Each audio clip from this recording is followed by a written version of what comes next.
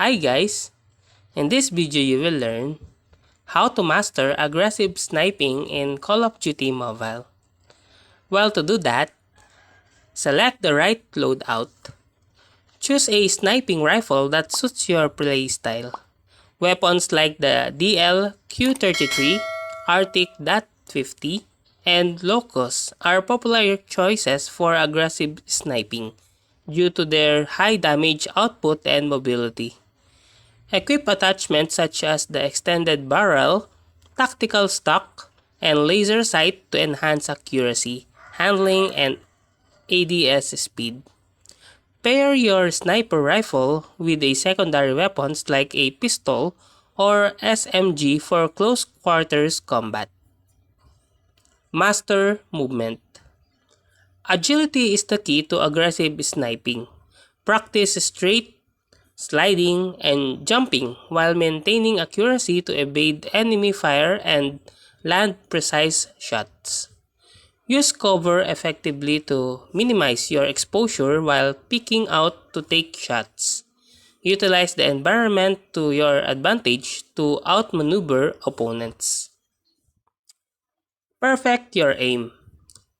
Develop muscle memory by practicing aiming and quick scoping in custom matches or training modes.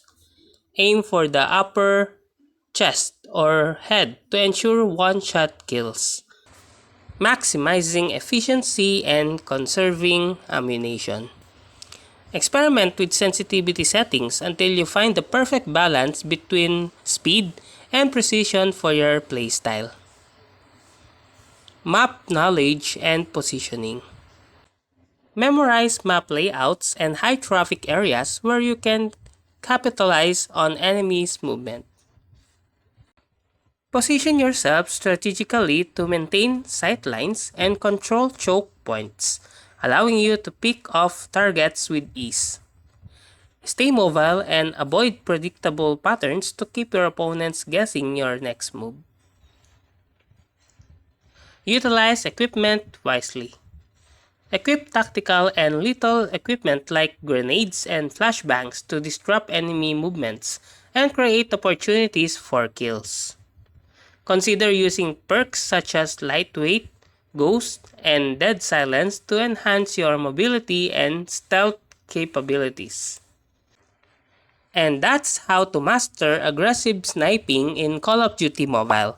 If you like this video, please click the like and subscribe and ring the bell icon to notify you to our next video.